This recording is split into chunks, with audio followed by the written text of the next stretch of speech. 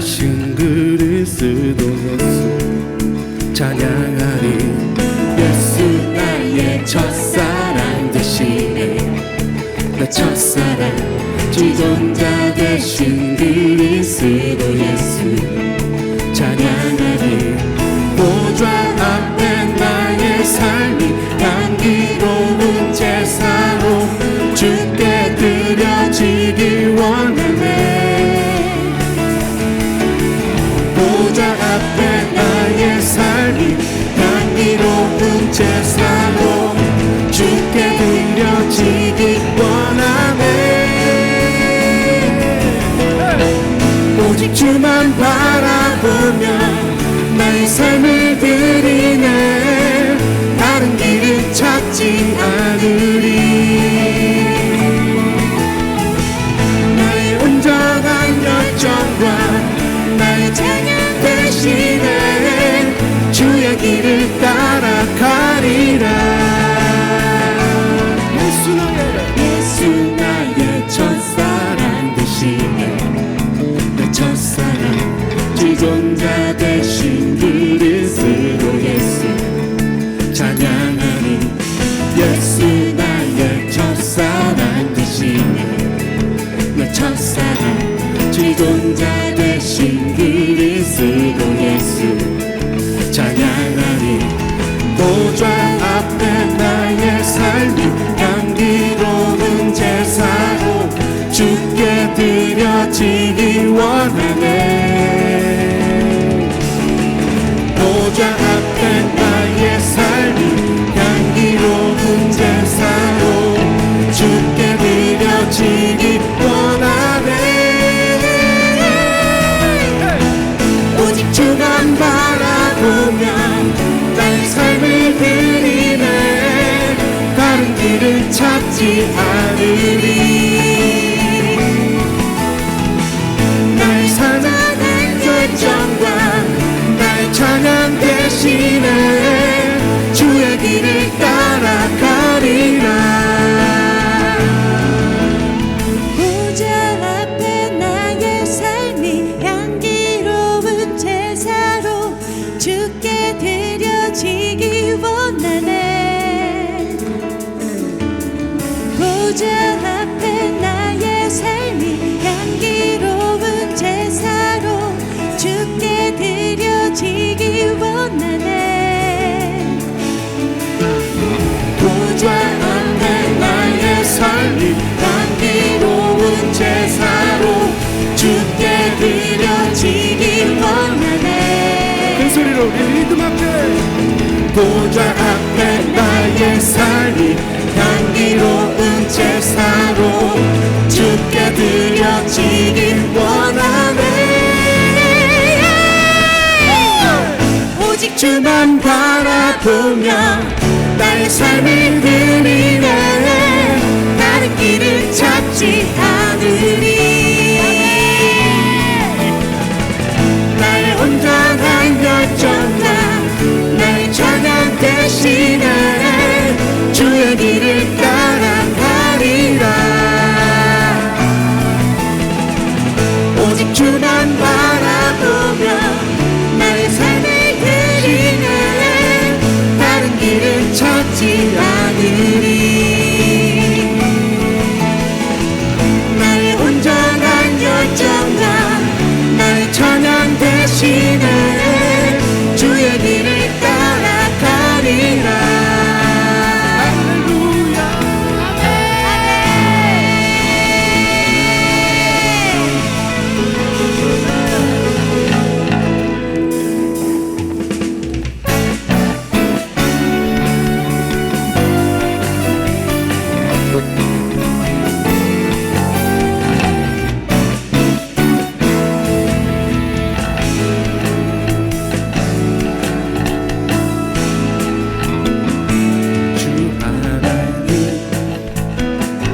독생자 예수 날 위하여 오시었네. 내 모든 죄 다 사하시고 죽음에서 부활하신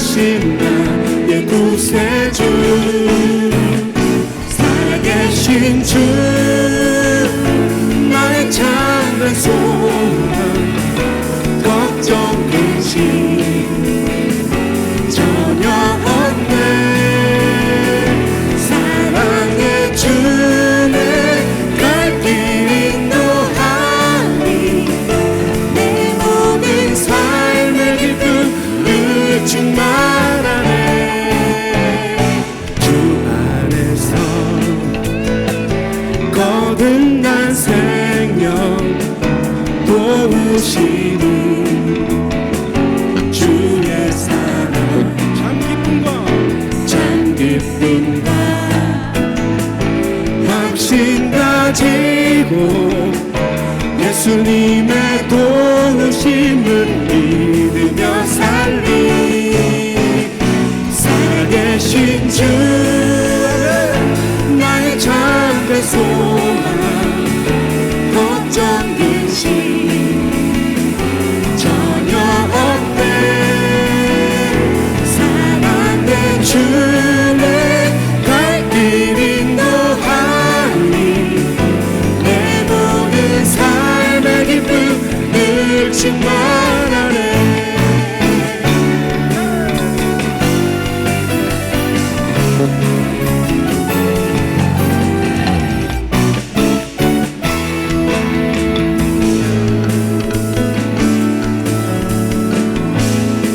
그 언젠가 주 뵐 때까지 주를 위해 싸우리라.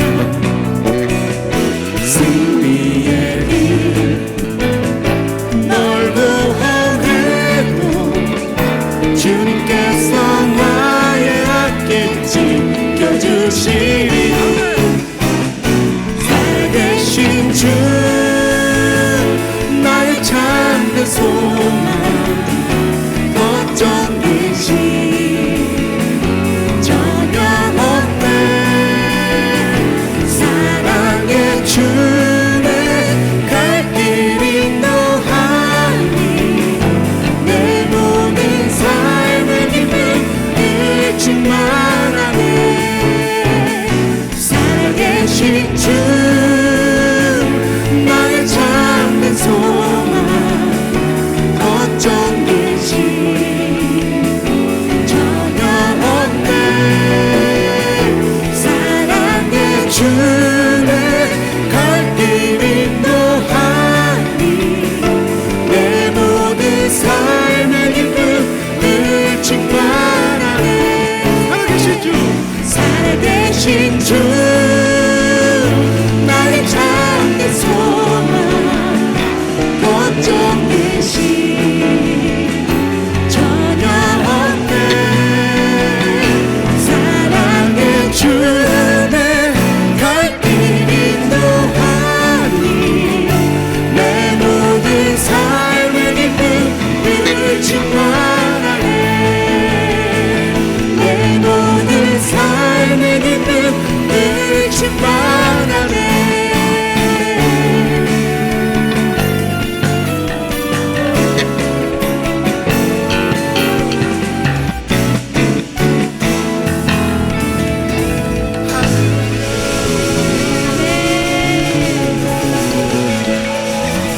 다시 한번 옆 사람에게 우리 축복해 줍시다. 당신 안에 부활의 능력이 있습니다. 당신 안에 부활의 생명이 있습니다. 부활의 생명이 있습니다. 하나님을 찬양합니다. 아멘. 저와 여러분들의 삶의 기쁨이 되시고 구원의 소망이 되시 그 사랑과 은혜가 충만할 줄 믿습니다. 예수님의 무덤을 기도의 골방으로라는 제목으로 우리 함께 말씀을 나누도록 하겠습니다. 요한복음 19장입니다. 요한복음 19장 38절에서 42절 말씀 함께 봉독하겠습니다. 아리마대 사람 요셉은 예수의 제자이나 유대인이 두려워 그것을 숨기더니 일 후에 빌라도에게 예수의 시체를 가져가기를 구하매 빌라도가 허락하는지라 이에 가서 예수의 시체를 가져가니라. 일찍이 예수께 밤에 찾아왔던 니고데모도 모략과 침향 섞은 것을 100리터쯤 가지고 온지라. 이에 예수의 시체를 가져다가 유대인의 장례법대로 그 향품과 함께 세마포로 쌓았더라. 예수께서 십자가에 못 박히신 곳에 동산이 있고 동산 안에 아직 사람을 장사한 일이 없는 새 무덤이 있는지라. 이날은 유대인의 준비일이요 또 무덤이 가까운 고로 예수를 거기 두니라. 아멘. 아멘. 지난 수요일에 우리 나눴던 설교 우리 안에 보좌를 품고 있다 였습니다. 우리 안에 보좌를 품고 있다 그랬어요. 여러분, 그래서 은혜의 보좌 앞으로 가서 기도해 보셨습니까? 난 수요일 설교 듣고 또 혹은 그 전에 주일 오후 말씀 듣고 내가 주님의 보좌 앞으로 나가서 이렇게 기도했더니 하나님께서 이런 은혜를 경험하게 해주시더라. 그런 분, 아닌 분, 있었던 분, 없었던 분 다 있었다고 믿겠습니다. 들은 말씀을 붙잡고 기도하는 것이 참 중요해요, 여러분. 들은 말씀을 붙잡고 기도하는 것이 중요해요. 여러분의 경험과 저의 경험이 같아야 되거든요. 목사의 경험과 여러분의 경험이 같아져야 돼요. 그래서 말씀을 기반으로 해서 경험을 나누는 것이고 권하는 거예요. 듣기만 하면 안 돼요. 듣고 그걸 가지고 기도하면 동일한 경험을 하게 돼요. 여러분 꼭 그렇게 하시기를 바라요. 말씀을 붙잡고 기도할 때 말씀이 경험되는 거예요. 말씀을 그냥 읽는 거, 그냥 감동받는 거하고 말씀을 가지고 기도할 때 경험하는 것은 차원이 달라요. 거기에는 계시가 있거든요. 하나님의 성령께서 기름 부음을 통해서 직접 말씀해 주시는 것들이 있어요. 말씀을 붙잡고 기도할 때 하나님께서 그 말씀의 깊이까지 이끌어가 주세요. 높이까지 올려주시고 넓이까지 체험하도록 해주세요. 그러니까 설교 듣고 그냥 끝내지 마시고 설교를 붙들고 여러분이 평상시에 기도를 하셔야 돼요. 교회 와서 기도하시던, 일을 하시면서 그냥 움직이면서 생각 안 해서 기도하시던, 길을 가면서 기도하시던, 말씀 붙들고 기도하면 말씀이 경험되어지는 거예요. 그럴 때 목사와 성도님들이 같은 믿음, 같은 말, 같은 뜻을 가지고 움직일 수가 있게 돼요. 그리고 여러분, 수요일에 이렇게 오시고 금요일에 오시는 분들은 복이 있는 분들입니다. 바쁜 세상이라고 다들 할 일이 있다고 안 움직이는 이런 세상 속에서 여러분이라고 바쁘지 않겠어요? 그래서 여러분이 시간을 내서 예배 참석하려고 하는 거, 그건 정말 하나님께서 여러분을 정말 사랑하셔서 그런 마음을 주시는 것으로 믿습니다. 또 그렇게 순종해서 나오는 것은 큰 복을 받은 사람입니다. 틀림없습니다. 이렇게 주님을 예배하고 주님의 말씀을 듣고 함께 기도하는 것을 누적시킬 때 여러분에게 임할 복이 나중에는 큰 편차로서 나타나게 될 거예요. 틀림없습니다. 제가 요즘 강조하는 말이죠. 나는 예수를 믿는다. 이 말이 뭐라 그랬어요? 나는 예수를 믿는다. 나는 예수 안에 있고 예수님은 내 안에 거하신다는 것을 믿는 것, 그게 예수 믿는다예요. 예수 믿는다의 실제 내용은 예수님 안에 내가 있다는 것, 그리고 내 안에 예수님이 거하신다는 것을 믿는 거예요. 다른 말로 나는 예수를 믿는다는, 난 임마누엘 예수님을 믿는다, 임마누엘 하시는 예수님을 믿는다, 이 말과 같은 거예요. 그래서 우리는 이런 고백을 할 수 있게 되는 거예요. 예수님의 죽음이 내 죽음이다. 왜? 내가 예수님 안에 있었으니까. 내가 태어나기도 전부터 주님은 나를 주목하시고 나를 선택하셔서 당신 안에 나를 두시고 당신 안에 저와 여러분을 품고 당신께서 죽으시고 장사되시고 부활하시고 승천하신 거예요. 아멘. 그런 다음에 성령을 통해서 어떻게 해요? 이제는 내가 주님 안에 있었던 주님 임마누엘의 경험이 이제는 주님이 이제 내 안에 들어오셔서 내 안에 좌정하시고 예수 보좌 내 보좌, 예수 생명 내 생명, 예수 통치 내 통치, 예수 사랑 내 사랑, 예수 생명 내 생명, 예수 부활 내 부활이 되는 거예요. 이게 임마누엘 예수님을 믿는 거예요. 예수님이 임마누엘 하신다. 나는 예수님의 임마누엘, 예수님과 임마누엘 한다 하는 고백이에요. 주님의 보좌는 항상 용서를 베푸시는 은혜의 보좌입니다. 그리고 제때의 은혜를 주시는, 제때 도움을 주시는 보좌입니다. 아멘. 주님의 보좌 앞으로 나가면 항상 자비하시고 은혜로우신 주님께서 내 죄를 깨끗이 씻기셨음을 보여주셔서 확신 가운데 서도록 만들어주시고 하나님과 내가 화목하게 되었음을 깨닫게 해주세요. 송축하리라 화목해 하신 주. 하나님과 내가 원수지간이 아니라 정죄하시는 관계가 아니라 부끄러워하는 관계가 아니라 사랑만 남은 관계, 내가 그분 안에 그분이 내 안에 있어도 괜찮을 완전히 의롭게 만들어주신, 그래서 하나님과 화목한 상태로 복을 받으며 사랑의 보살핌을 받으며 살 수 있는 관계가 되었다는 사실을 깨닫게 해주신다 이 말이죠. 그걸 깨닫게 해주시는 거예요. 은혜의 보좌예요 그게. 그리고 항상 제때에 도움을 주세요. 이른 비와 늦은 비, 제때에 하나님은 은혜를 주세요. 하나님은 제때에 은혜를 주신다. 시작. 다시, 하나님은 제때에 도움을 주신다. 제때에 도움을 주세요.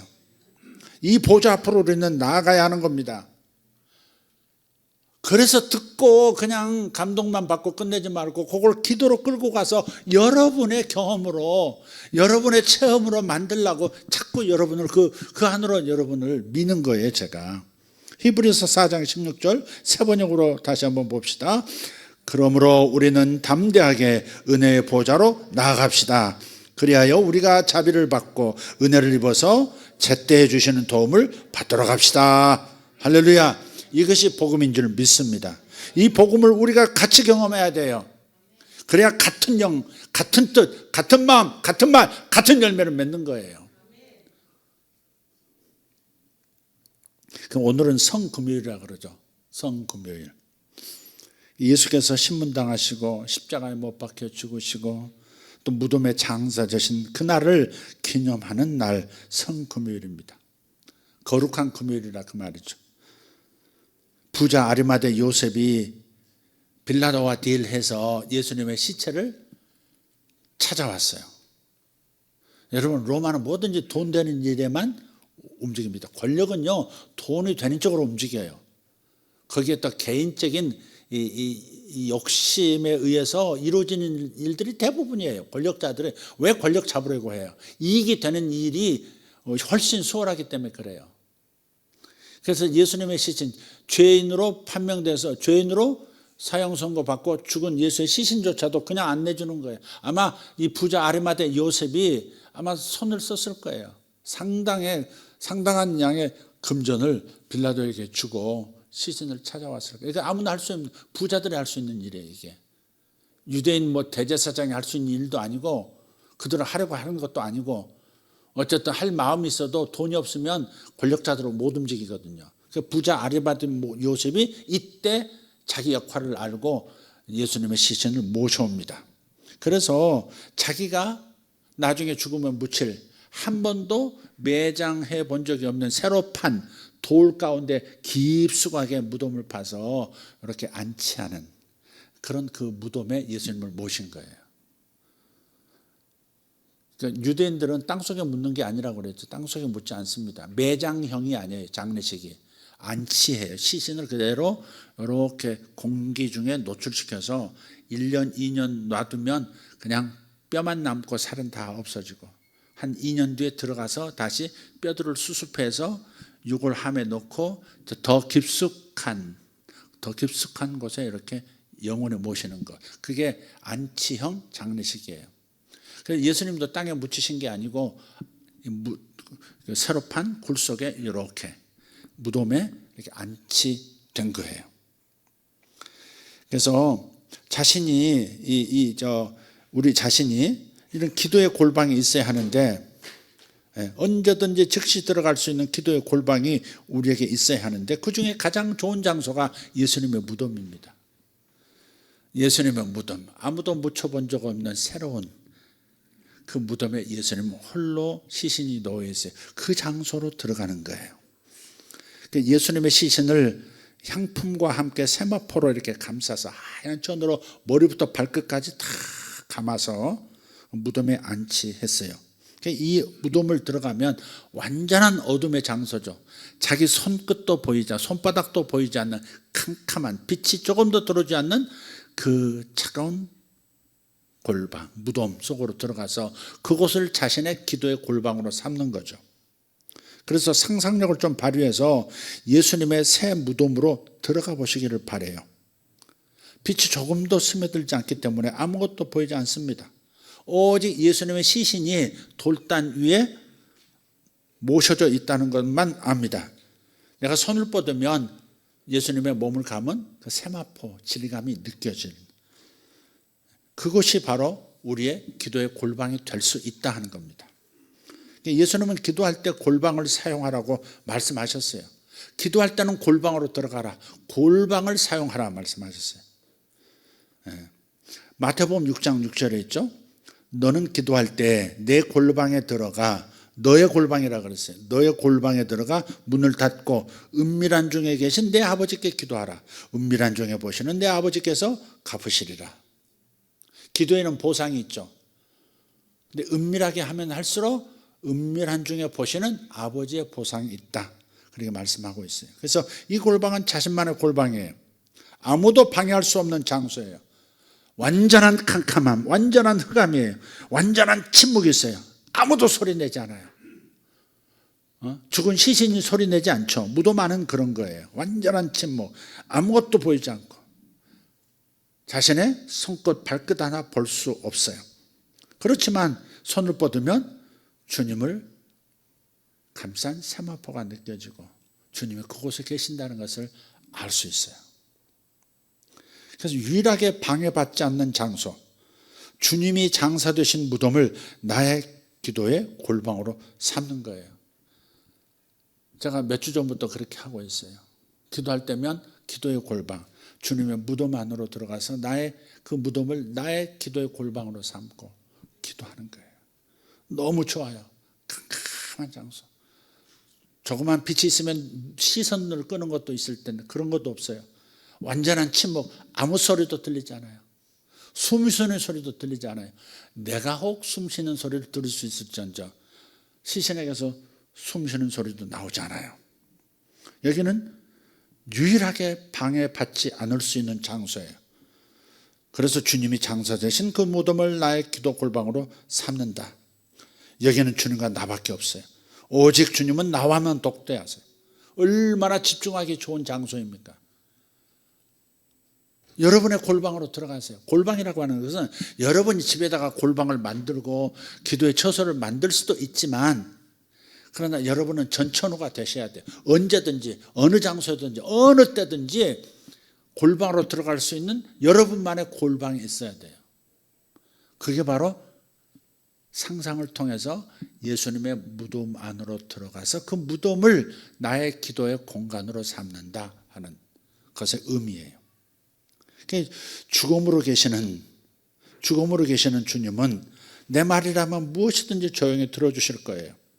그리고 만 이틀 동안, 부활하시기 전까지, 그날 새벽까지 꼬박 이틀 동안은 오직 주님과 나만 있을 거예요. 그 어떤 죄에 대한 이야기라도 주님은 다 들어주실 거예요.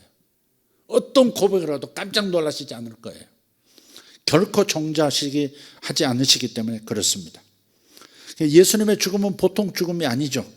인류와 역사의 모든 죄들을 다 빨아들여서 당신 몸으로 빨아들여서 소멸시켜버리는 아주 최강의 블랙홀과 같습니다. 무슨 죄든지 주님과 나눌 수 있고, 무슨 괴로움이든지 무슨 수치감이든지 주님께는 터놓을 수 있는 거예요. 나눌 때마다 주님의 몸 안으로 흡수되어 사라져버립니다. 내 마음의 괴로움을 내가 주님 앞에서 진술하면 괴로움이 그분 몸 안으로 빨려 들어가 버리고, 슬픔이 빨려 들어가고, 모든 기억 속에 수치감들도 다 빨려 들어가고, 두려움도 빨려 들어가고, 염려, 근심도 다 빨려 들어가는 거예요. 그만큼 나는 자유를 얻고 죄의 그늘에서 벗어나게 되는 겁니다. 로마서 6장 6절 7절을 한번 다시 보겠습니다. 우리가 알거니와 우리의 옛사람이 예수와 함께 십자가에 못 박힌 것은 죄의 몸이 죽어 다시는 우리가 죄에게 종노릇 하지 아니하려 함이니 이는 죽은 자가 죄에서 벗어나 의롭다 하심을 얻었습니다. 이 말씀이 참 놀라운 말씀이죠. 우리는 그 캄캄한 무덤 속에 아무것도 가지지 않고 들어가지만 말씀은 가지고 들어가는 거잖아요. 주님의 시신 앞에서, 주님의 그 거룩한 죽음 앞에서 나는 나의 주님이 주셨던 말씀을 꺼내어서 주님 앞에서 묵상하고 주님 앞에서 진술하고 고백하는 거예요. 이 말씀을 보면 나의 옛사람은 예수님과 함께 십자가에서 이미 못 박혔대요. 죽었다 이 말이에요. 죽었어요. 옛사람이란 말은 죄의 본성을 가진 옛 본성을 말하는 거예요. 죄는 뭐든지 그냥 짓고 싶어하는, 죄가 나타나면 그냥 무조건 죄를 짓는 그 특성을 가진 존재가 바로 옛사람이에요. 옛 영이에요. 그래서 이 옛사람이 예수님과 함께 십자가에서 못 박혀 죽었다고 말씀해요. 사탄의 도구요, 죄의 도구인 나의 옛사람, 죄의 몸은 이미 죽었습니다. 예수님 안에서 예수님과 함께 죽임을 당한 거예요. 그래서 주님의 시신을 보면 나의 죽음도 보는 거예요. 십자가에 달리신 예수를 보면서 내가 죽었다는 것도 보는 거예요. 무덤 안에서 예수님의 시신을 만지면서 나의 옛사람도 죽었다는 것을 확인하는 거예요. 그래서 기도 골방을 예수님의 무덤으로 옮겨보라는 거예요. 내가 죽었다는 걸 발견하게 돼요. 무덤 안에서는 아무것도 볼 수 없지만 나의 머릿속에는 말씀이 있어요. 그래서 우리는 알 수 있어요. 예수님의 시신은 죄의 블랙홀이요, 옛사람의 블랙홀입니다. 옛 본성이 다 빨려 들어가 버리는 곳이에요. 완전히 나는 죽었다는 사실을 너무 명쾌하게 볼 수 있는 장소가 바로 예수님의 무덤 속이에요. 장사 되신 예수님 속에서 나의 죽음을 확인할 수 있는 거예요. 그러므로 우리는 이제 옛 본성을 죽이려는 헛된 싸움을 멈춰야 합니다. 다시 한번, 이미 죽었기 때문에 우리는 옛 본성을 내가 죽여야 해, 옛사람을 죽여야 해 라고 하는 헛된 싸움을 이제는 그쳐야 하는 겁니다. 옛사람을 죽이려는 것은 모든 종교가 다 하는 일이에요. 올바르게 살기 위해서, 죄를 안 짓고 살기 위해서, 깨끗하게 살기 위해서, 의롭게 살기 위해서 모든 종교는 너 자신을 죽이라고 말해요. 그러나 성경은 그렇게 말하잖아요. 너는 이미 죽었다예요. 너는 이미 죽었다예요. 옛사람, 옛 본성을 죽이는 것이 신앙생활이 아닙니다.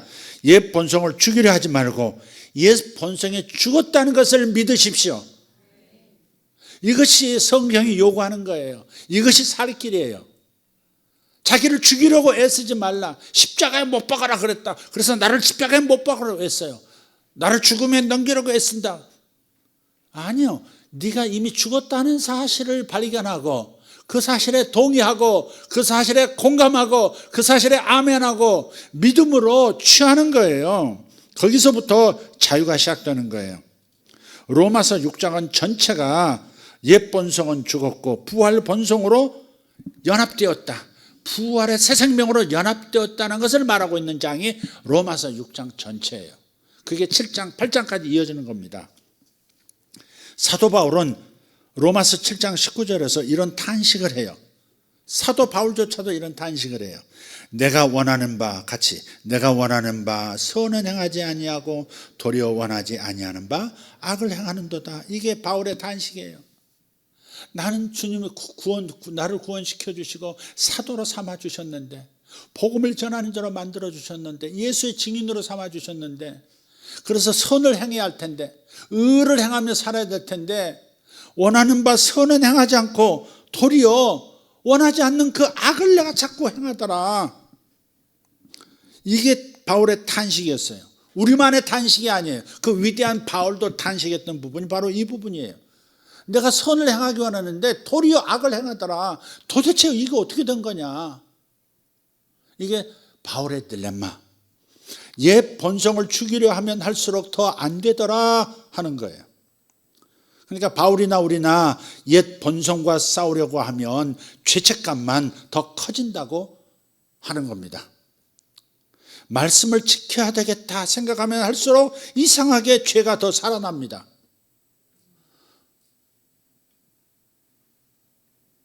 이게 바울의 탄식이었고 우리들의 괴로움이었어요. 선을 행하기 원하는데 도리어 그 반대로 행하는 악으로 더 자꾸 가는 이 모습이 어떻게 된 일이냐 이거야. 로마서 7장 9절에 이렇게 말하죠. 전에 율법을 깨닫지 못했을 때는 내가 살았더니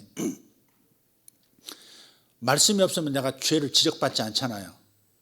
말씀이 없으면 기준이 없으니까 죄가 아닌 거예요.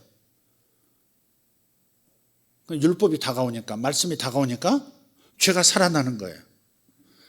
죄가 뭔지가 드러난다만이 아니라 죄를 더 짓게 되는 이상한 현상이 생기더라. 전에 율법을 깨닫지 못했을 때는 내가 살았더니 계명이 이름에, 말씀이 이름에 죄는 살아나고 나는 도리어 죽었도다. 내가 말씀을 잘 지킬 수 있을 것 같아 보이는 것은 그게 나를 속이는 거예요. 나는 말씀을 잘 지킬 수 있을 것 같아. 잘 지키라고 하셨는데 잘 지킬 수 있을 거야. 말씀을 많이 묵상하면 내가 말씀을 잘 지킬 수 있어 라고 접근하는 것은 자신이 얼마나 심각한 상태인지를 모르기 때문에 그렇게 말하는 거예요. 그래서 그 속이는 거예요. 오히려 나를 죽이는 거예요. 로마서 7장 11절 죄가 기회를 타서 계명으로 말미암아 나를 속이고 그것으로 나를 죽였는지라. 무슨 말이에요? 어떤 죄의 힘이 있어요. 근데 기회를 노리고 있대요. 어떤 기회? 계명이 다가오면, 말씀이 다가오면 나 이 말씀 지켜야지 이런 선을 행하고자 하는 욕망이 생기고, 선을 행하고자 하는 욕망이 나를 선을 행할 수 있다라고 속이면서 결국 그 말씀 앞에서 내가 죽은 자처럼 되어버린다는 거예요. 형편없는 자처럼 되어버린다는 거예요. 말씀 앞에서 내가 쓰레기됨이 나타나 버린다는 거예요. 율법은 선하고 아름답고 의롭다고 인정되어서 지키려고 애를 써도 이상하게도 의롭게 살기를 원하면 원할수록 선을 행하지 못하게 되더라는 것입니다. 그것을 가리켜서 바울은 원함은 내게 있지만 의를 행하고 선을 행할 능력이 우리에게는 없더라 하는 겁니다. 그래서 로마서 7장 18절 19절에 또 말씀해요.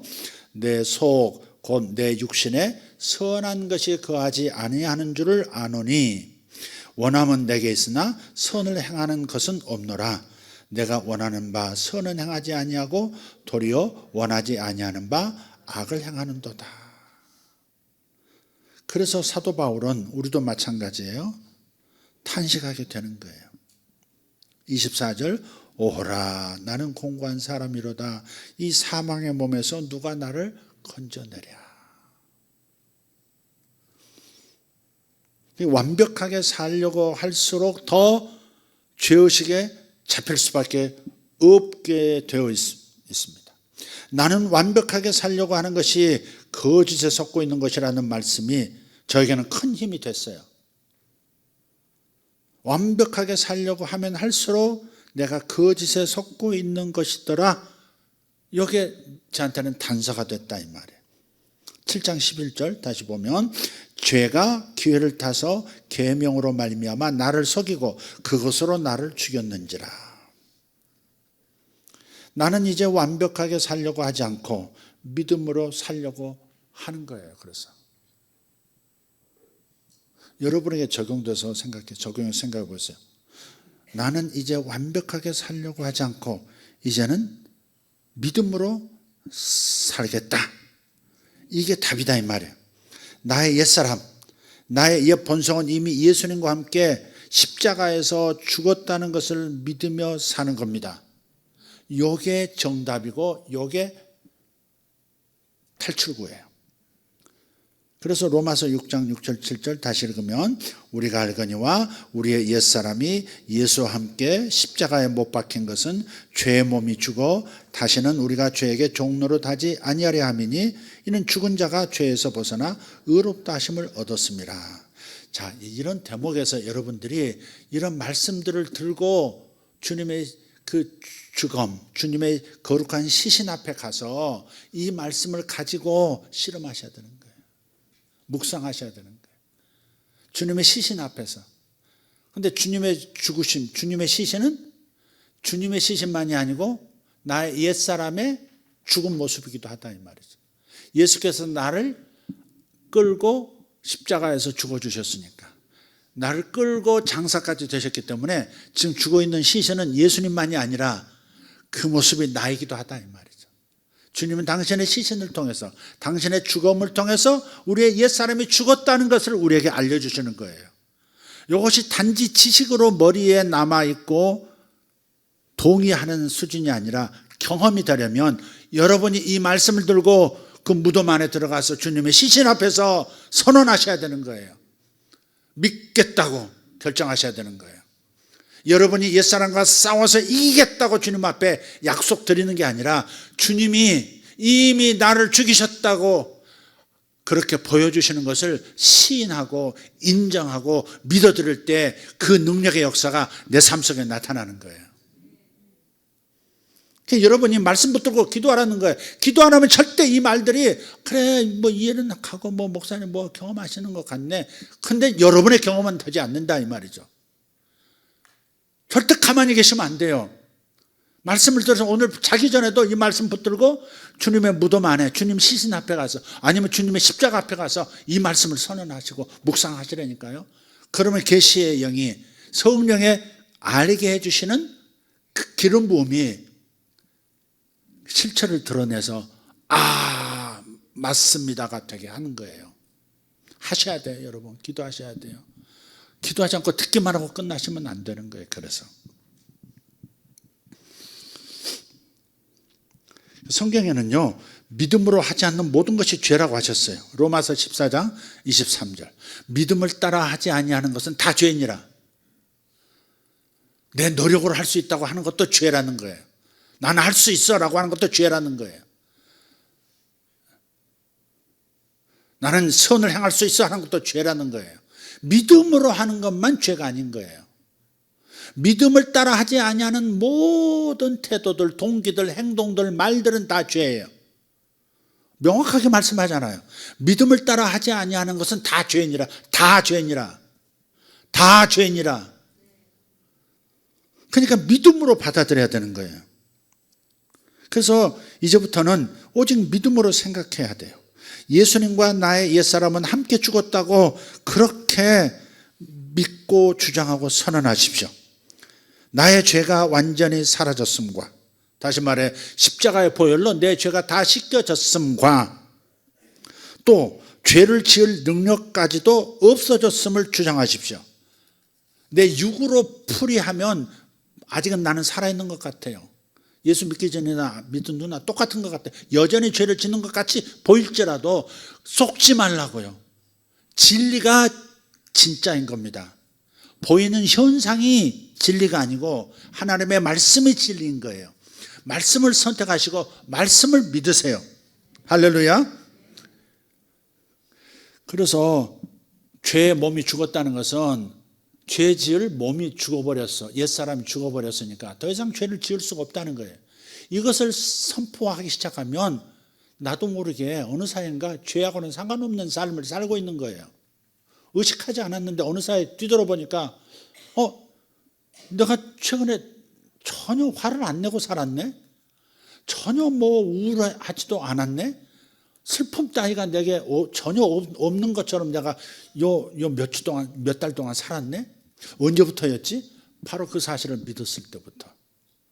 내가 죽었다는 것을 믿었을 때부터, 죄의 몸이 죽었다는 것을 믿었을 때부터 그 능력이 나타나는 거예요. 그래서 믿음으로 하지 않는 것은 다 죄가 된다 하는 말씀이 성립되는 거예요. 그리고 자신에게 반복해서 선언하셔야 돼요. 이광섭, 너는 묻지도 따지지도 말아라. 너는 완벽하게 용서가 된 사람이다. 너는 죄를 지을 수 없는 사람이 되었다. 너야말로 행복한 자다. 할렐루야. 이렇게 여러분 자신에게 선언해야 돼요. 선포하고 주장해야 돼요.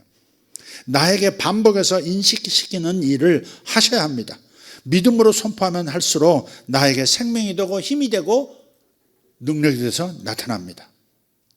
꼭 해보십시오. 그러면 저와 같은 자유와 기쁨이 임할 겁니다. 그래서 이것을 무덤 속 기도의 골방에서 고백하고 기도하라고 제가 권하는 겁니다. 마음속 보좌로 들어가는 것. 내 마음속 이미 임재하셔서 나를 다스리시고 사랑으로 돌보시기 위해서 임재하신 주님의 보좌 앞으로 나가는 거예요. 무덤 속 골방이란 말은 그런 말이에요. 예수님이 영원토록 나와 함께 하신다고 약속하신 것은 내가 영원토록 의롭게 되었다는 말입니다. 영원토록 영원히 의롭게 되어진 상태가 아니면 임마누엘을 영원히 임마하겠다는 말이 성립이 안 되는 거예요. 죄 있는 곳에 주님이 임재하시지 않아요. 죄 사함이 이루어지지 않은 곳에 주님이 임하시지 않아요. 내 과거의 죄는 용서됐지만 현재의 죄, 미래의 죄는 아직 내가 잘해서 죄를 안 지어야 되는 것이지 용서된 게 아니야 라고 생각하신다면, 그러면 현재와 미래 동안에 하나님이 임마누엘 해주실 것이다 기대할 수가 없어요, 여러분. 그래서 과거의 죄도 용서됐고 현재의 죄도 용서됐고 미래의 죄도 이미 주께서 십자가에서 깨끗하게 씻으시고 완전히 의로운 상태로 만들어 놓으셨다, 이 사실을 믿을 때, 이 사실이 사실임을 인정할 때 주님은 영원히 나를 떠나지도 버리지도 아니하시고 임마누엘 해 주시는 거예요. 죄가 있는 곳에 임마누엘 할 수 없어요. 하나님은 거룩하신 분이에요. 그래서 여러분이 그렇게 되었음을 인정한다는 것, 믿는다는 것이 그렇게 중요한 거예요. 내가 노력하고 좀 더 잘 살아야 죄가 용서된다고 막연하게 생각하는 분들도 있어요. 그렇지 않습니다. 예수를 믿는 우리는 이미 현재의 죄도 미래의 죄도 과거의 죄도 다 용서받은 줄 믿습니다. 그래서 무덤 속 기도의 골방에서 예수님의 장사되신 그 무덤 안 골방에서 주님의 시신을 바라보면서 또 나의 옛사람의 죽음을 바라보면서 이 말씀을 상기하면서 고백하시기를 바랍니다. 우리는 이제 옛 본성을 죽이려는 헛된 싸움을 멈춰야 합니다. 여기 오늘 메시지의 핵심입니다. 옛 본성을 죽이려는 헛된 싸움을 멈추셔야 합니다. 옛 본성을 죽이려고 하지 말고 옛 본성이 이미 죽었다는 것을 받아들이고 믿으시기를 바랍니다. 그리고 예수님이 임마누엘 하심으로 새 본성이 내 안에 있다는 것도 믿으십시오. 그러면 의인의 삶이 되어지는 것을, 선한 삶이 이루어지는 것을 경험하게 될 것입니다. 로마서 8장 1절 2절 같이, 그러므로 이제 그리스도 예수 안에 있는 자에게는 결코 정죄함이 없나니 이는 그리스도 예수 안에 있는 생명의 성령의 법이 죄와 사망의 법에서 너를 해방하였음이라. 아멘. 우리는 더 이상 결코 정죄함을 받지 않습니다. 결코 정죄함이 없나니. 예수 안에 있는 자는 어떤 자예요? 뭐가 예수 안에 있는 자예요? 예수 믿는 자. 내가 예수를 믿는다는 것은 내가 예수 안에 있는 것과 예수께서 내 안에 거하신다는 것을 믿는 자라고 했잖아요. 예수 안에서 예수와 함께 죽고 장사되고 그리고 부활하신 바로 그 사람에게는 새 본성이 내 안에 씨앗으로 있다는 사실을 여러분 깨닫고 믿으시기를 바라는 거예요. 그러면 의인의 삶이 되어지는 것을 경험하게 됩니다. 우리는 더 이상 결코 정죄함을 받지 않는 줄 믿습니다. 우리를 죄와 사망의 법칙에서 해방했다고 말씀하니 우리는 그 말씀을 그대로 믿어야 합니다. 믿음대로 되어질 거예요. 안셀무스라고 하는 사람이 있어요. 스콜라 철학자인데 안셀무스가 이런 말을 했습니다. 아주 어거스틴도 자신의 신학 명제를 이 안셀무스의 이 글에서 가져왔어요. 크레도 우트 인텔리감이라는 표현이 있어요. 크레도 우트 인텔리감. 이건 뭐냐면 크레도는 믿는다 그 말이에요. 사도신경의 첫 글자가 라틴어로 크레도입니다. 크레도, 나는 믿는다. 창조주 하나님 아버지를 믿는다. 크레도, 예수 그리스도를 믿는다. 동정녀 마리아에게서 탄생하신 것을 믿는다. 크레도, 나는 성령도 믿는다. 크레도, 나는 교회가 거룩한 한 몸이 되었음과 영원히 살 것을 믿는다. 그 첫 글자가 동사가 크레도입니다. 크레도 우트 인텔리감. 그 뭐냐면 나는 알기 위해서 믿는다 그 말이에요. 너무나 중요한 명제입니다. 나는 알기 때문에 믿는다가 아니라, 내가 이해했기 때문에 믿는다가 아니라, 이해가 안 돼도 모르겠어도 말씀이 그렇다고 말씀하시니 나는 믿는다. 근데 믿으면 알게 되더라. 믿으면 이해하게 되더라. 믿으면 깨닫게 되어지더라. 그 말이에요. 그러니까 우리가 선행해야 될 건 뭐냐면 믿는 거예요. 말씀을 그대로 믿는 거예요. 예수께서 죽으실 때 나의 옛 본성도 함께 죽었다. 죄 지을 수밖에 없는 나의 옛 본성도 함께 죽었다는 것을 먼저 믿으라는 거예요. 믿으면 알게 될 것이다. 믿으면 내게 죽음의 능력이 나타난다는 것을 알게 될 것이고 경험하게 될 것이다. 그래도 인텔리감 그러는 거예요. 아주 중요해요, 이건. 그래서 제가 말씀드린, 이미 해방되었는데, 죄로부터 해방이 되었는데 해방되려고 하면 안 된다는 거예요. 이미 해방되었는데 해방되려고 애를 써. 그것처럼 웃기는 얘기가 없잖아요. 좀 조금 다른 얘기인데 이렇게 한번 비유를 들어볼게요. 내가 은행에 어마어마한 빚을 졌어요. 수억의 빚을 졌어요. 나 이제 10대인데 뭐 하다가 몇 억의 빚을 졌어요. 은행에서 자꾸 독촉을 해요. 그리고 내 신용불량자로 나를 낙인 찍어서 사회에서 뭐 오도 가도 못하게 만드는 그런 상황이 되어가고 있어요. 그때 아버지가 알았어요. 아버지가 알고 은행에다가 내 이름으로 모든 있는 빚을 다 갚은 거예요. 그럼 은행과 나 사이에 채무가 있어요, 없어요? 채우야, 채무가 있냐, 없냐? 없어. 갚아야 될 의무가 없어. 채무가 없다고. 응? 채무가 없어. 채우야, 알겠지?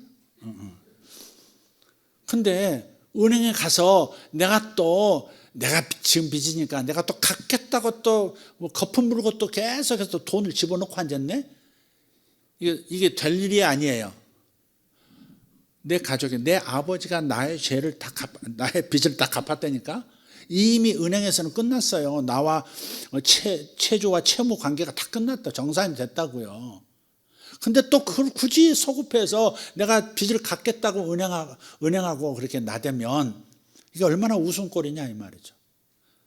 예수께서 죄를 지을 수 있는 옛사람을 십자가에서 당신의 몸과 함께 십자가에서 못 박아서 함께 죽여버렸는데, 그리고 이미 죽었다고 말씀하셨는데 그걸 못 믿어가지고 그 능력을 경험 못하고 자유를 맛보지 못하고 아직도 죄를 내가 이겨야 된다고 생각하니 항상 패배하는 거다 이 말이죠.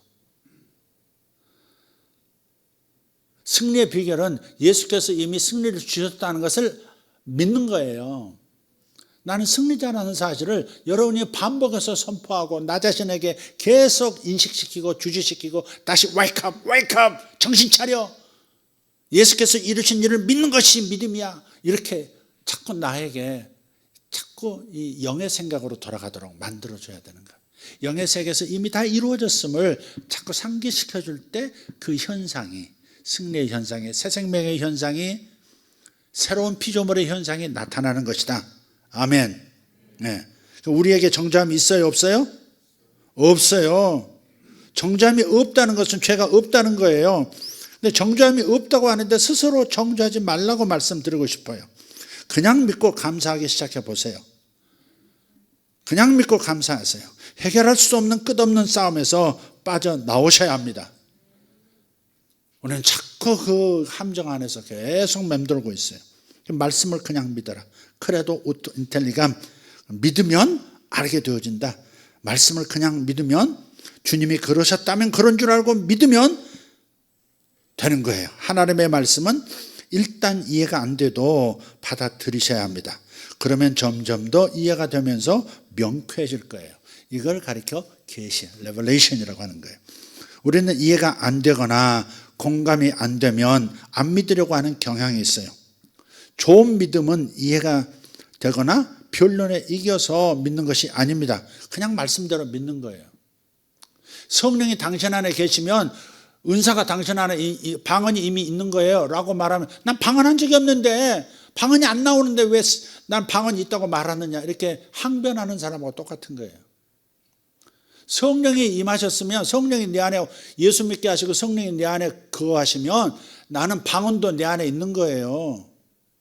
방언은 성령의 은사잖아요. 근데 성령의 은사가 방언이 내게 안 나타나기 때문에 나는 방언을 못 받았다고 자꾸 주장하면 방언을 할 수가 없는 거예요. 여러분 경험해 보셨죠? 우리 성도들은 방언을 하는 경험이 있으시니까. 그러니까 성령이 내 안에 계시면 방언도 내 안에 있다. 방언도 내 안에 있다. 이렇게 믿고 출발하면 방언이 쉽게 나오는데 방언을 받아야 된다고. 성령님 내 안에서는 아는데 알고 아멘 아멘. 근데 방언을 못 하잖아요. 방언 주세요. 이렇게 나가니까 방언이 어려운 거예요. 그게 다 마찬가지예요. 이미 용서하셨다. 죄사함을 완벽하게 해놓으셨다고 믿으면 죄사함의 능력이 내게 나타나면서 상쾌함과 기쁨이 넘쳐나고 하나님과 화목한 상태의 만족함과 행복함이 막 나타나는 거예요. 내 마음이 행복해지는 거예요. 그래서 그냥 말씀대로 믿는 것이 너무 중요하다. 말씀대로, 그러니까 무식하게 신앙생활을 그 말이 아니죠. 이해하기 위해서 믿는다니까. 그래도 오토 인텔리감 알기 위해서 믿는다니까. 알아서 믿어지는 게 아니고 알기 위해서 믿는 거예요. 요게 성경 하나님의 말씀을 접근하고 말씀을 통해서 행복한 삶, 풍성한 삶을 누리는 비결이란 말이에요. 말씀을 있는 그대로 믿기로 결정해야 돼요. 빛이 있으라 하시면 빛은 있어야 했습니다. 말씀에 정죄함이 없다고 하면 정죄함이 없어야 되는 거예요. 나의 모습을 볼 때 도저히 이해가 안 돼도 말씀이 사실입니다. 말씀이 사실이다. 시작.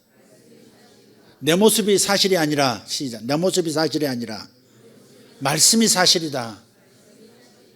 내 육안으로 보면 내 현재 모습, 이렇게 죄에게 패배하고 자꾸 무능하게 살고, 자꾸 우울하게 살고, 감정 따라 살고, 세상 사람과 별로 다르지 않고, 기쁨 없이 살고, 이게 사실인 것 같은데, 말씀을 보면 그게 아니라니까.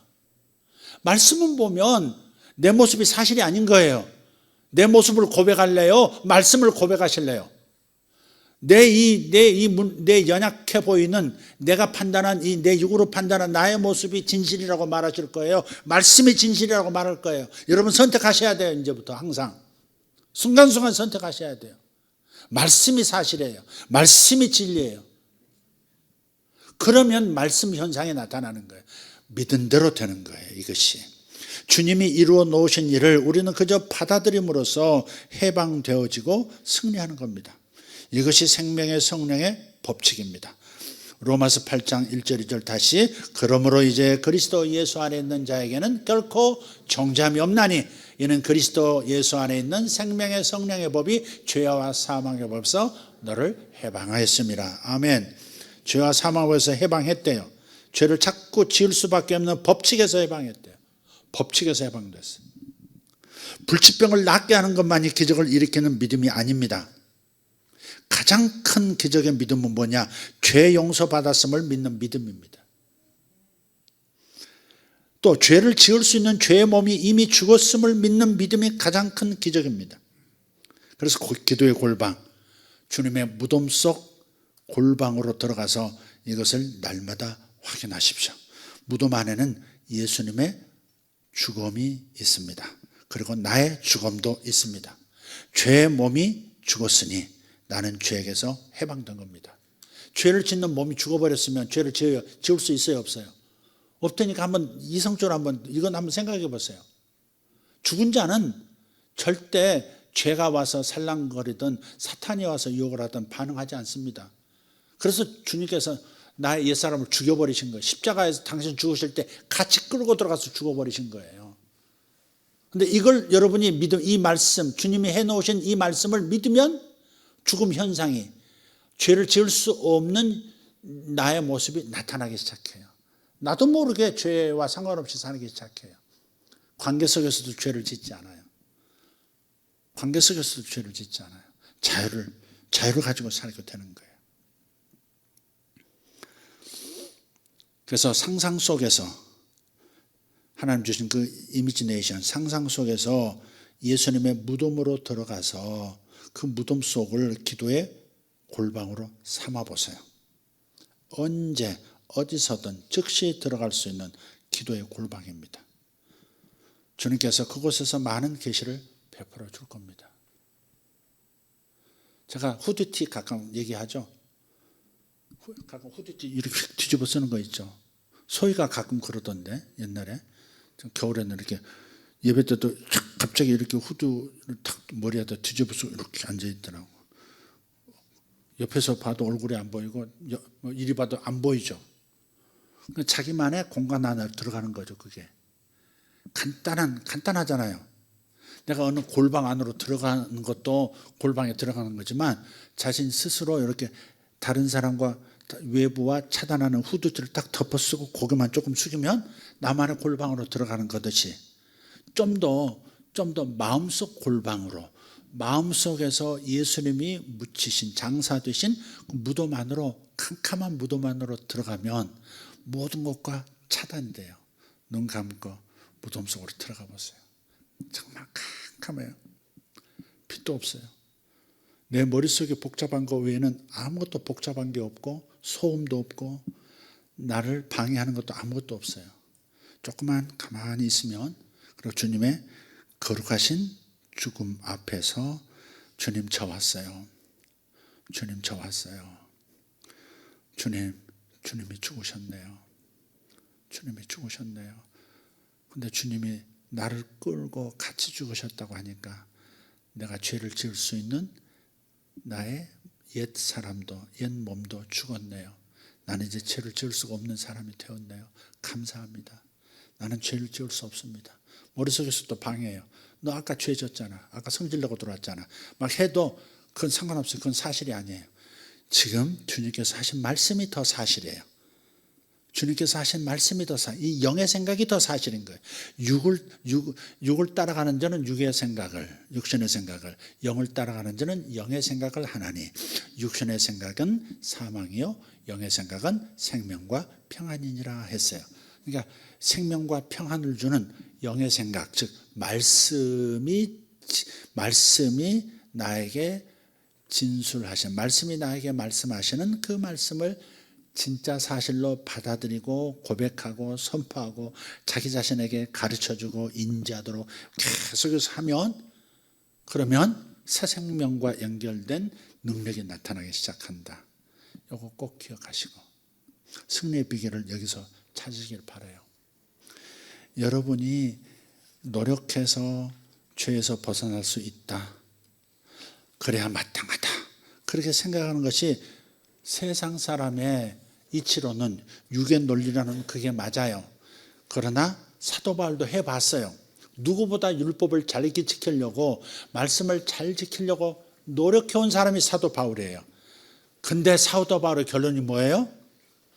선을 행하기 원하는 나에게 악을 행하는도다. 악을 행하는 것만 있도다. 이렇게 고백할 수밖에 없더라. 근데 사도 바울도 그렇게 자빠진다면 우리라고 안 자빠질 것 같아요? 수없이 실패하죠. 수없이 자기를 정죄하죠. 나는 실패자다. 주님을 실망시켰다. 나는 주님이 기뻐하시지 않을 것이다.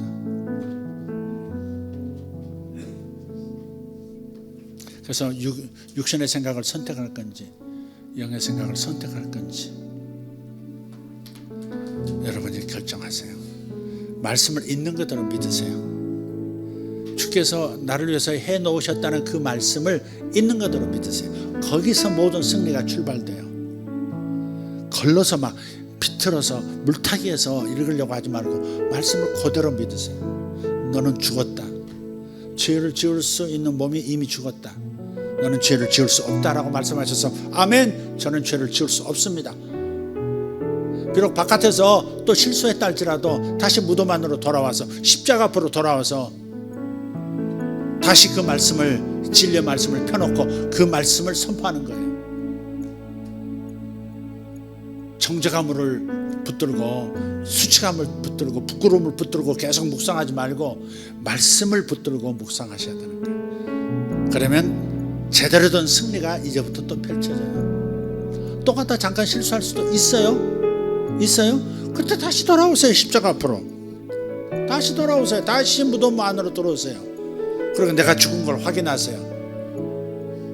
그 죽었음을 확인한 다음에 웃으면서 일어나세요. 그러면 역사가, 승리가 나타나는 겁니다. 할렐루야.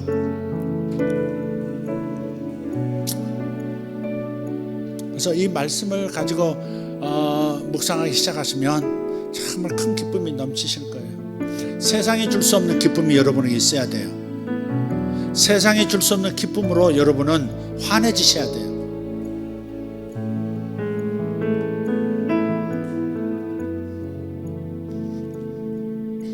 이 복음을 깨닫고 누리기 시작하면 그렇게 못 사는 사람들을 보면 불쌍해요. 아, 이걸 그대로 하면 될 걸, 그냥 믿으면 될 걸, 그냥 믿으면 되는 걸 왜 이렇게 복잡해? 그런 말이 저절로 나와요. 어떤 분들은 이걸 이제 또 많이 생각하시게 될 거예요. 근데 생각하지 말고 말씀을 믿는 것부터 시작하세요. 목사님 말씀을 이해할 것도 같고 이해가 안 되는 것 같기도 하고 논리적으로 안 맞는 것 같기도 하고 막 그렇게 복잡하게 들어가지 말고 말씀을 그대로 믿어. 주께서 나를 위해 해주신 일을 그대로 믿고 그걸 그대로 반복해서 자꾸 선포하고 나에게 인식시켜주고 나를 설득하세요. 그러면 돼요. 그럼 역사가 일어나요. 어려운 거 아닌데 여러분이 그 단계로 지금 들어가서 충분히 경험을 못했기 때문에 자꾸 제가 강조할 수밖에 없는 거예요. 다시 한번 부탁해요. 여러분 오늘 집에 가시는 동안에도, 오늘 기도하시는 동안에도, 또 그리고 여러분 잠들기 전에도 말씀 한 구절 펴놓으세요. 로마서 6장 6절도 얼마나 좋아요?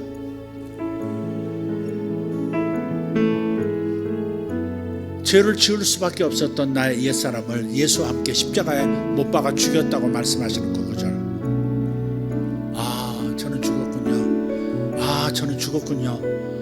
저는 죽었군요. 근데 그렇게 하다 보면요, 제가 죽었다고 말씀하시네요. 제가 정말 죽었네요. 잘 이해가 잘 안 되지만 죽었네요. 말씀을 보면 주여 감사합니다. 그러다 보면 어느 순간에 명쾌해진다니까. 어느 순간에 죽었습니다. 저는 죄에서 자유를 얻었습니다. 저는 나약함에서 벗어났습니다. 나는 해방되었습니다. 할렐루야. 기뻐 뛰게 된다니까. 눈물이 철철 난다니까요. 그러면서 잠드는 거예요. 그게. 자, 하시는 분에게는, 그렇게 한번 해보시는 분들에게는 역사가 일어날 줄 믿고 해보시기를 다시 한번 축복합니다. 다 같이 일어나셔서 함께 기도하겠습니다. 이 시간 주님 앞에 서십시다. 여러분의 골방 다 각각 그리는 것이 조금씩 다를 거예요. 주님의 무덤 안으로 성금요일에 예수님께서 십자가에서 내려지셔서 무덤에 장사되셨어요. 세마포로 머리부터 발끝까지 친친 감아서 돌단 위에 이렇게 모셔놨어요. 무덤 문이 닫혔어요. 빛이 없습니다. 캄캄합니다.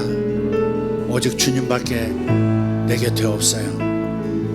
주님 곁에 내가 앉아있어요. 주님 나를 위해서 죽으셨네요. 나를 위해서 죽어주셨다고 말씀에 기록되어 있죠. 주님, 근데 그냥 죽으신 것만이 아니라 내 죄값만 치르신 것이 아니라 앞으로 내가 죄를 지을 가능성도 죽여버리셨네요. 옛사람을 죽이셨네요. 제 모습을 봅니다. 주님의 모습 안에서, 주님의 이 죽음 앞에서 나의 죽음도 발견합니다. 주님 감사합니다. 주님 감사합니다. 저는 죽었습니다. 그리고 새 생명과 연결됐습니다. 이틀 뒤 주님께서 부활하실 때 나도 새로운 영이 되어 새로운 사람이 되어 무덤 바깥으로 함께 부활하여 일어날 것입니다. 주님 감사합니다. 이 성금요일에 주님의 무덤 앞에서, 주님의 이 거룩한 시신 앞에서 하나님, 내가 새로운 믿음으로 새 출발할 것을 결심합니다. 오직 믿음으로 살 것을 결심합니다. 아버지 하나님, 오직 하나님의 말씀을 믿는 믿음으로만 살아가겠습니다. 말씀으로만 살아가겠습니다. 복음으로만 살아가겠습니다. 이 복음이 나에게 힘을 준다 하시니 이 복음의 힘을 경험하고 싶습니다. 주님, 이 무덤 안에서 계시하여 주옵소서. 주님 앞에 기도하며 나가십시다. 할렐루야. 우리 아버지 감사합니다. 주여, 제가 여기 있습니다. 주님이 여기 계십니다. 주님의 보좌 앞으로 제가 나갑니다. 주님의 보좌 앞으로 나갑니다. 주여, 제때에 은혜를 주시고 제때에 도움을 주시는 주여, 우리와 우리의 사랑하는 모든 성도들, 모든 가족들에게 제때에 도움을 주시는 분임을 선포합니다. 제때에 도움을 주시는 분, 때를 따라 은혜를 주신 분이라 하셨습니다. 때를 따라 나를 돕는 분이라 하셨습니다. 지금 내가 도움이 필요합니다. 주님, 주의 도움이 나타날 줄 믿습니다. 감사합니다. 주님 감사합니다. 보좌에 앉으셔서 아버지 하나님과 화목하게 하신 주님을 찬양합니다. 화목하게 하신 주님을 찬양합니다. 주님, 나를 영원히 살게 하시고 영원한 죽음 가운데 장사시켜버리신 주님을 찬양합니다. 아버지 아담에게서 물려받은 옛사람을 아버지 영원히 무덤 안으로 내려놓고 새 사람 되어 부활하도록 만드신 주님을 찬양합니다. 하나님, 승리의 능력이 나에게 있습니다. 부활의 능력이 나에게 있습니다. 의를 행할 능력이 나에게 있습니다. 선하게 살 힘을 내게 주셨습니다. 의롭게 살 수 있는 능력을 내게 주셨습니다. 주님이 의이십니다. 주님이 생명이십니다. 주님이 선이십니다. 주님이 아름다우신 분이십니다. 주님이 열매입니다. 주님, 당신이 바로 성령의 열매요, 주님 당신이 성령의 은사요, 유능함이요 탁월함입니다. 주여 감사합니다. 주여 감사합니다. 오르가치올라 샬로 발라디알로스 멘탈리오스 로델라치아르가르도메시. 당신의 가족, 당신의 자녀들이 능력 있게 사는 것을 고백하십시오. 믿음으로 고백하십시오. 예수 믿는 나의 자녀들이 승리하며 살게 되리라. 예수 믿는 나의 자녀들은 옛사람이 죽었고 새로운 사람이 되었으므로 새 사람으로서 능력 있게 하나님 기뻐하시는 삶을 살리라. 아버지 감사합니다. 우리 아이들을 하나님 그렇게 붙들어 주심을 감사합니다. 유능하고 선하고 아름답고 하나님 기뻐하시는 삶을 살게 하심을 감사합니다. 아버지, 선한 삶을 살게 하심을 감사합니다. 주님이 기뻐하시는 삶을 살게 하심을 감사합니다. 아라파파 카라도모쉐야. 주님, 모든 건강을 우리에게 주심을 감사합니다. 로타르도메 샬라 가리온드로스 파살라티 아라만스 이스란덴다이 텐루스 파살라티 아르콘소르 발라티 엘라이잔 노르칸도로스 판셀라티 아르돈스. 손톱에 문제가 있는 분 주님이 치료하십니다. 하늘의 약물로 치료하십니다. 손톱이 이상합니다. 손톱이 이상합니다. 예수 이름으로 깨끗해졌습니다. 주님 감사합니다. 하나님 감사합니다. 우리가 선을 행하는 손도 완전케 하심을 감사합니다. 고르달라이션드루달라바라티마니 카리온도스 이스란덴드루 타파르카셀로 다리안스. 아멘 아멘 아멘. 주님 무덤만으로 나의 기도의 골방으로 스마르달라덴드루달라베르 쿠마라디아로보산도르타테 로토포르칼레샬라. 할렐루야. 복받은 사람임을 고백합시다. 나는 복받은 사람입니다. 나는 행복한 사람입니다. 나는 행복한 사람입니다. 나는 복음을 알게 되어 행복한 사람입니다. 나는 예수님의 하신 일, 예수님이 나를 위해 주신 일을 내가 알기 때문에 나는 행복한 사람이 되었습니다. 주여 감사합니다. 주여 감사합니다. 주여, 이 밤에 성도들이 주님의 거룩하신 죽음 앞에서 자기 죽음을 경험하게 해주시옵소서. 아버지, 이 밤 잠들 때까지 꿈 중에라도 자기 죽음을 경험하게 도와주시옵소서. 자기가 죽었다는 사실을 알게 되는 역사, 그래도 우트 인텔리감 알게 되는 역사가 있게 없어서 주여 감사합니다. 모카르도 모샬로 다리안스 이살리 온드로스 바살라티오로모스